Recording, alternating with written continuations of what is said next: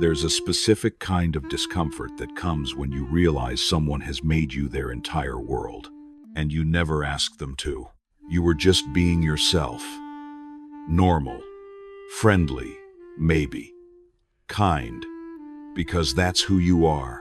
And somehow, somewhere in their mind, that became something else. Suddenly they're texting constantly, showing up where you are, remembering details you don't remember sharing, looking at you with an intensity that makes your skin crawl and your heart ache at the same time. Because you know what that look means. It means you're not a person to them anymore. You're a solution, a fantasy, affix. And the weight of being someone's obsession, especially when you never wanted that role, is heavier than anyone who hasn't experienced it could understand. Because here's the part that makes it complicated. You're not just uncomfortable. You're guilty. Guilty for not feeling what they feel. Guilty for the crime of being yourself. Guilty because somewhere, somehow, you must have done something to make them think this was possible. And now you're trapped between compassion and self-preservation, trying to figure out how to escape someone's fantasy without destroying them.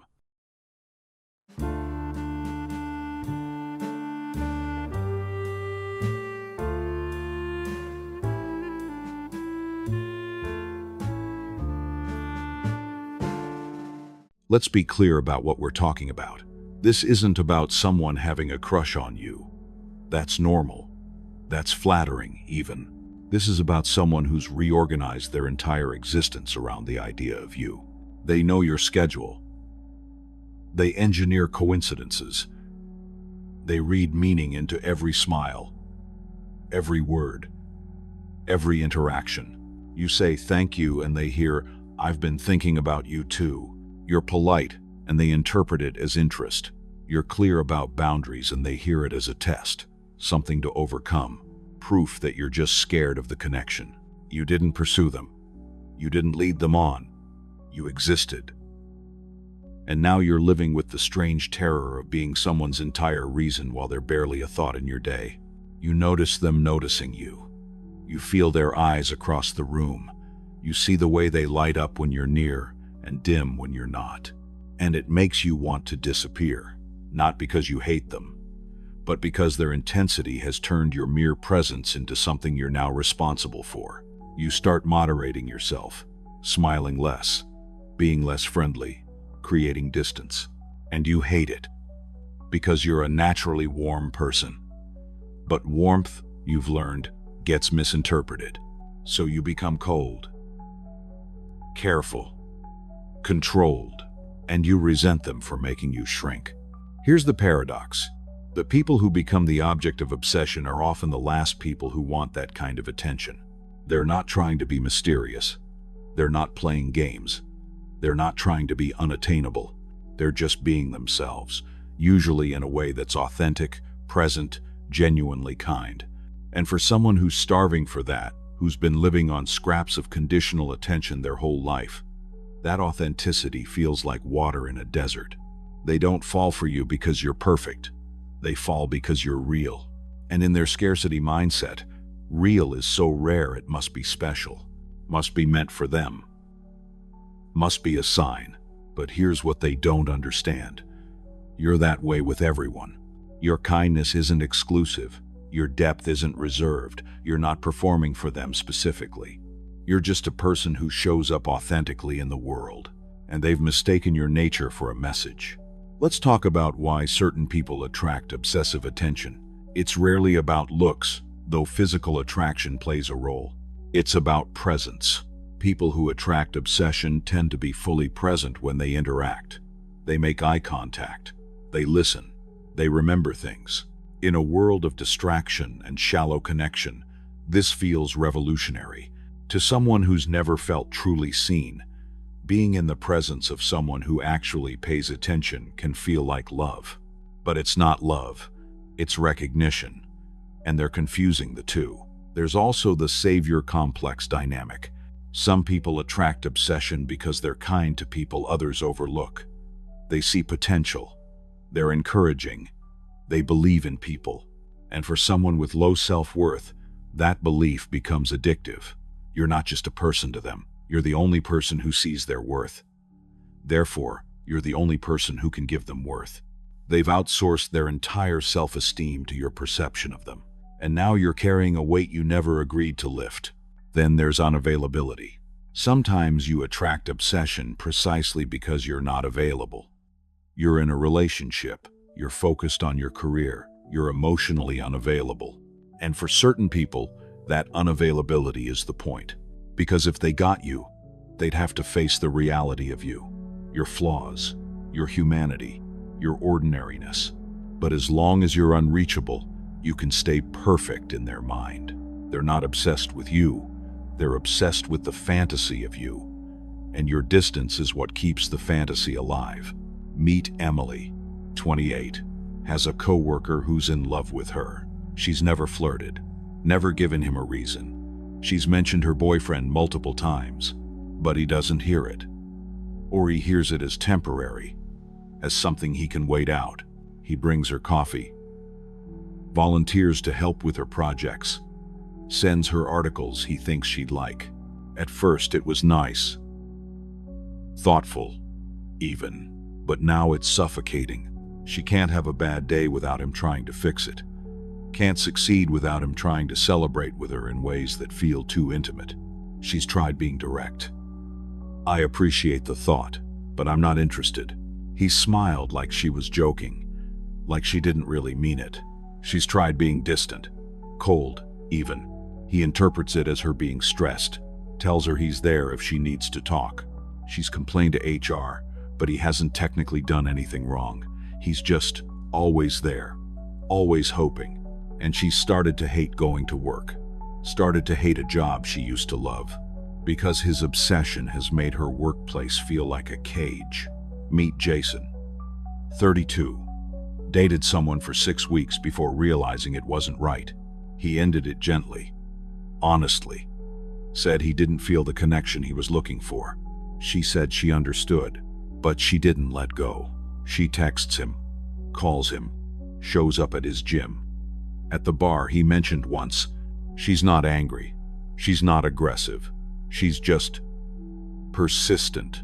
She sends him long messages about how good they were together, how she's changed, how she knows they're meant to be if he'd just give it another chance.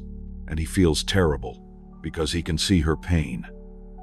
He can see how much she's hurting, but he also knows giving her hope would be crueler than maintaining the boundary. So he stops responding, blocks her number, and feels like a monster for it. Because she's not a bad person. She's just someone who decided he was her person, and he can't be that for her. And there's no way to say that without sounding like the villain in her story. Meet Vanessa, 25, has a friend who's clearly in love with her.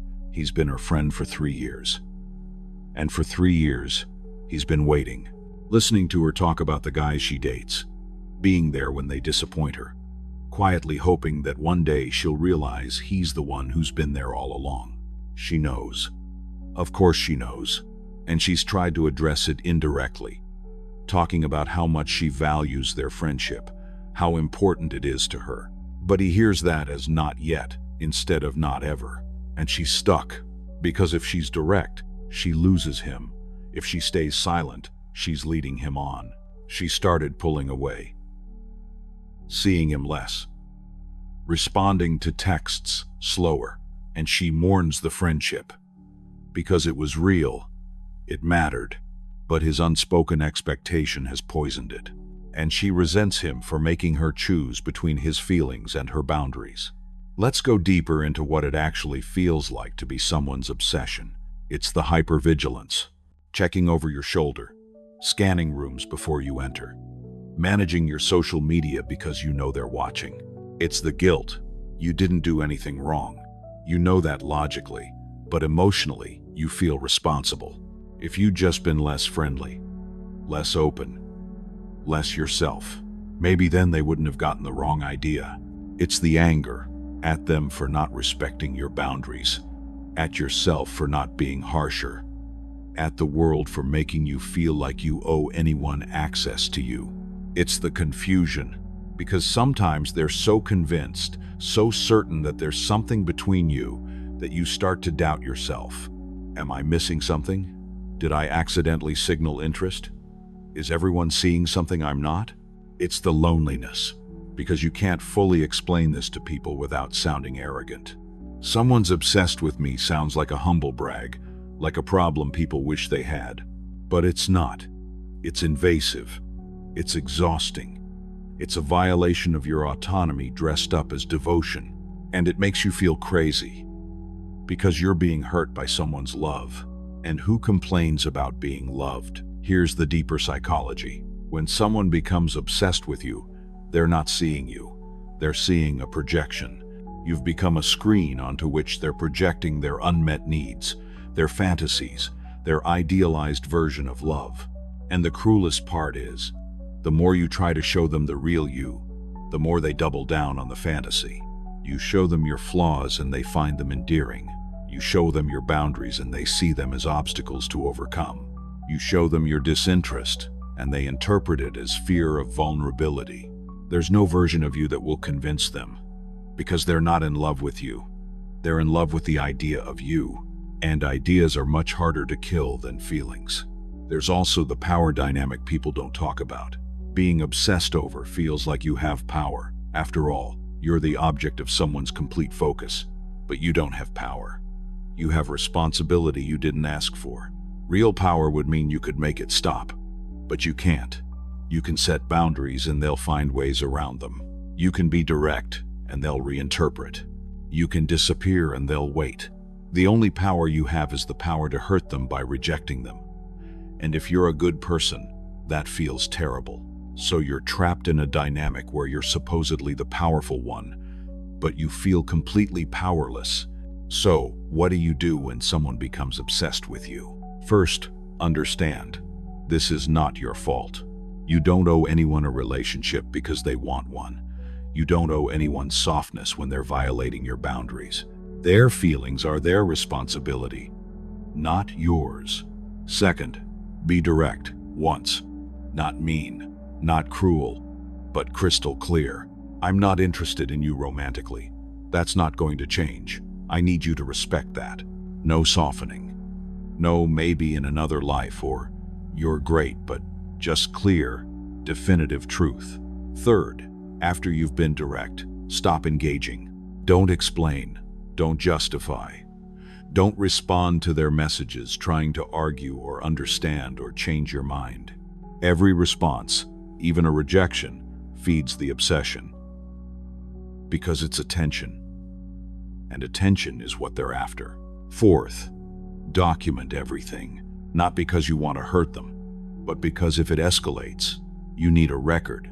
Screenshots, emails, witnesses. Most obsessions fade when met with consistent disinterest, but some don't.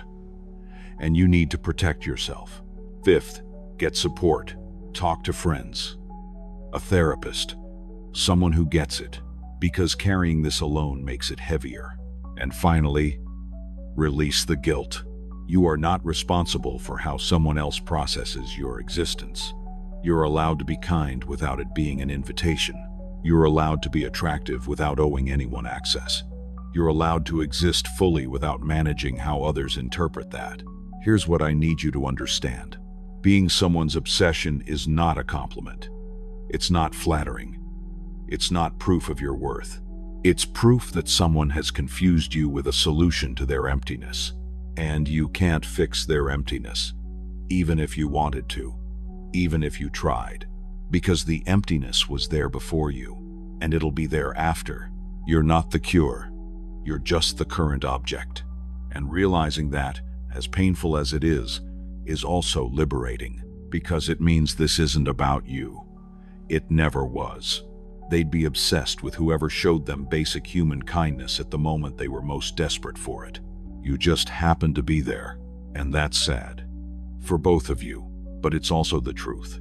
There's a moment after you've finally set the boundary, after you've finally stepped out of their fantasy, when you'll feel lighter.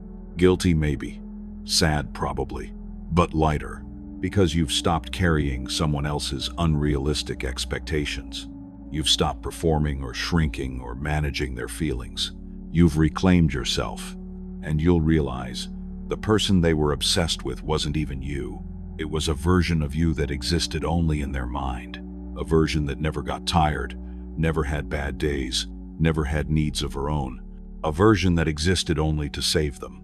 And you'll feel something close to grief, not for them, but for the friendship or connection that might have been possible if they'd just seen you as human, if they'd wanted to know you instead of needing you to complete them. And you'll move forward, more careful maybe, more guarded, but also clearer about what you will and won't accept. Because you've learned, being seen is beautiful, but being worshipped is lonely. And you'd rather be humanly seen by someone who accepts all of you than be obsessively idolized by someone who only loves their idea of you. Because real love doesn't obsess, it doesn't consume, it doesn't make the other person responsible for your wholeness. Real love sees you, fully, flaws included, and chooses you anyway, not as a fantasy, not as a fix, but as a person, complicated, imperfect, real. And that's the only kind of love worth having. So if someone's obsessed with you, remember this: you don't owe them your life because they've given you their focus. You owe yourself the freedom to be human, to set boundaries, and to walk away from anyone who loves an idea more than they're willing to know the truth. Because you're not a fantasy to be captured. You're a person to be known, and anyone who can't see the difference doesn't deserve access to either.